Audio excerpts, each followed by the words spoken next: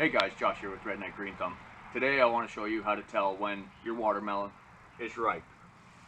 Alright, stay tuned.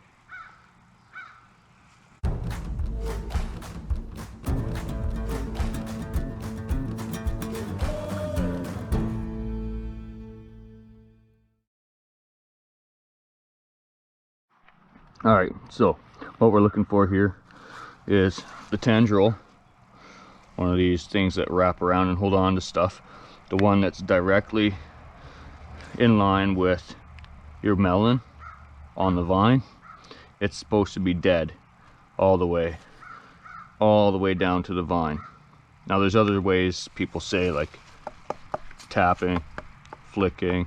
If it sounds hollow, then it's ready, or this is the best way to tell if your watermelon is ripe. See, this one still has a little bit of green down here, so I'm not going to pick it. Even though it's older than the other one, I'm not going to pick this one. Looking here at this one, the tendril is dead all the way down. It's actually broken off. We have a nice light spot on the bottom of it.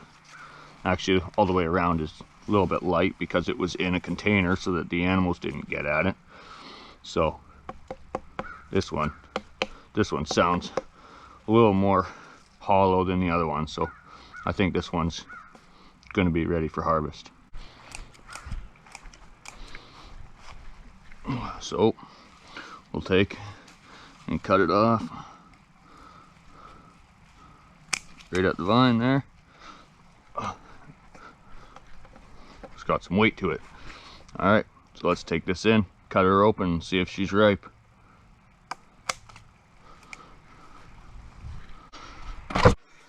Okay, so let's cut into it. How should I cut this? Do I cut it like this, or do I cut it like this? I think I'm going to cut it this way. Yeah?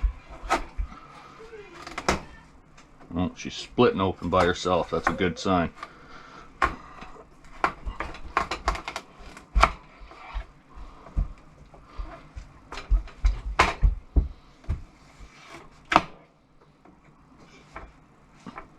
Wow.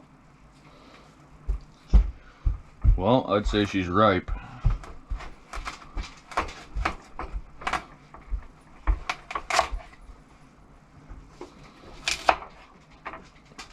We've got seeds that are ready for planting.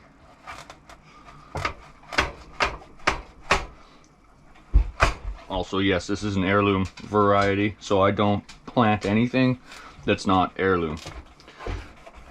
They might not be as disease resistant, but I still like the way that they produce. I like how their genetics aren't messed with, and I like the way they taste. So anyways, that's how you tell if a watermelon is ripe. You just gotta look for the tendril. Thanks for watching, guys. God bless. Stay safe out there.